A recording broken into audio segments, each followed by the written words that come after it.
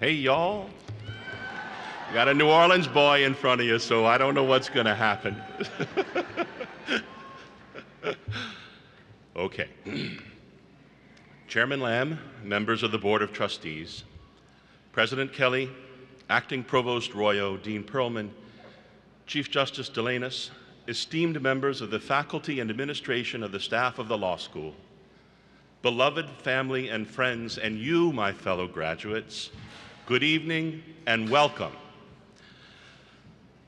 Well, how fun was law school, right? We did it. Congratulations.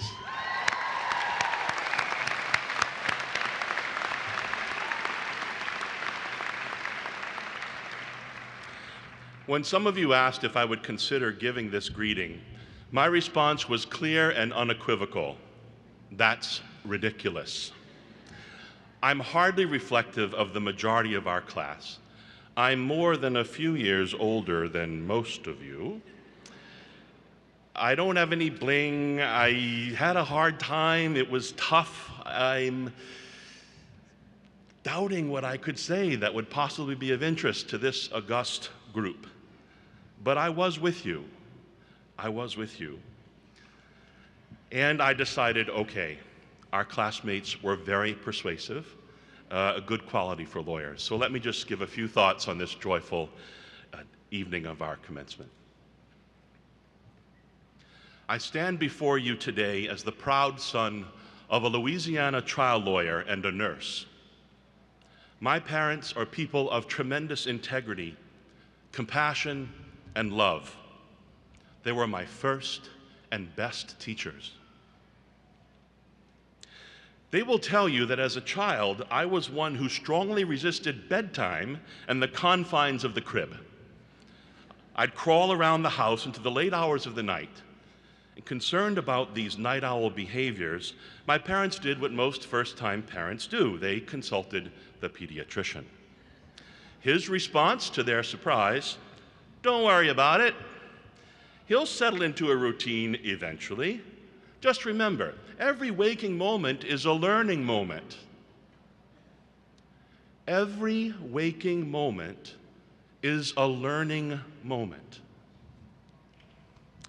For all of us graduating today, many of our learning moments of late have been experienced at the law school's Sargent Hall. We have come to know that building quite well, haven't we? Permit me to recall three elements of our beloved building which seem worthy of our reflection today.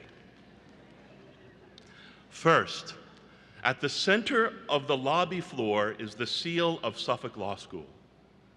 And on that seal are inscribed these words in Latin: Honestas et diligentia, honesty and diligence. Every time we entered and exited that building, we walked across that seal. And it called us to ground our steps in virtue. It was an admonition, if you will, that a firm foundation must be rooted in virtue. Second, that enormous flag of the United States, which is suspended overhead and drapes down through the core of our building. That flag represents our nation, founded on the principles of equality, liberty, and justice for all. And it is the defense and promotion of these principles which defines our very vocation as lawyers. We have a particular responsibility to ensure that these principles are more than mere lofty ideals. They must permeate our labor, become embedded in our laws, and thus experienced more fully by those we serve. That flag reminds us that we live in a country where the rule of law matters. It is organic, and it must be cultivated with wisdom and care in every age. Third, directly across the street from our building is the old granary burial ground. In this historic cemetery lie the remains of great patriots and revolutionaries.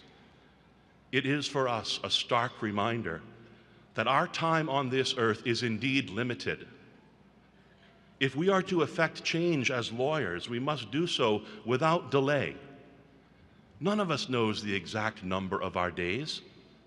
And the gift of each new day is an opportunity to start again, to become a better person and a more human lawyer. That cemetery raises questions for us. What will our children say of us? What will our legacy be? I recall one evening in Professor Brennan's trial advocacy class, Judge Georges was a guest lecturer. Perhaps you know this esteemed Suffolk alumnus, little guy about 5'1", unassuming with a really quiet, soft voice. Judge Georges, would you stand up and just say hello here? Listen, this is Judge Georges.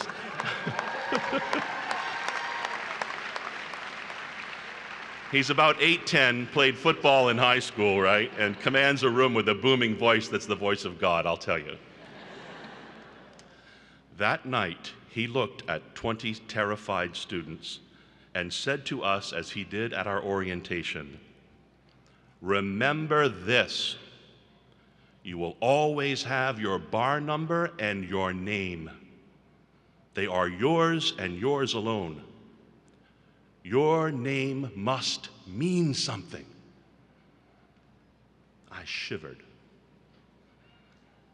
In our practice of law, friends, may we always conduct ourselves with dignity and in a manner worthy of that revered title, counselor. We have worked really hard to get to this day, and we have the B word to get through a little bit down the road. And law school's been hard, not only because it was academically rigorous, thank you, faculty, but our education in the law was also a process of formation, of personal transformation. We have been trained to think like lawyers, to write like lawyers, to approach legal problems with a disciplined analysis, and to be zealous advocates for our clients. But we're also committed to behave according to a code of ethics. Professional responsibility is important. We are not the same people we were at orientation, are we? We are changed. How so? Let's go back a few years to those first days. After law school, we now know that property is a bundle of sticks. Somewhere in the world there exists the reasonable man, person.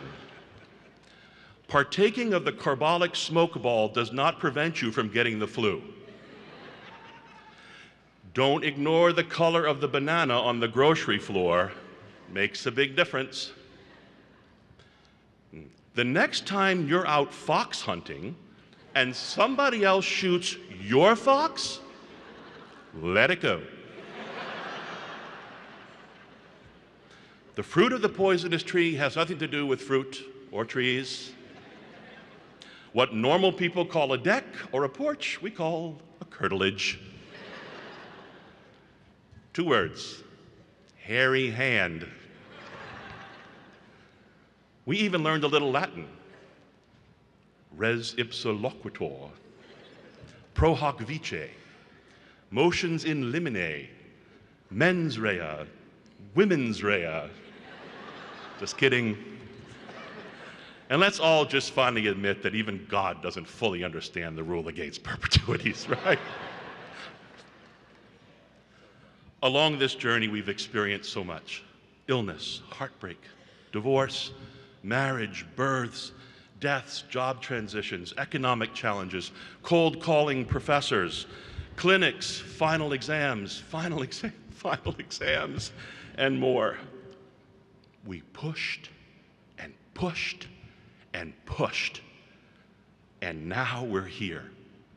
You are strong, friends, and it has been a delight to walk with you these years.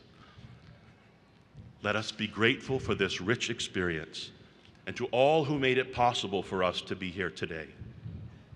Let us be humble as we reintroduce ourselves to our families, our friends, and our colleagues, and to all who supported us and patiently endured our reduced availabilities, our missed events, our perhaps less than charitable edge, especially during finals, and the self-absorption which this legal education has sometimes demanded of us.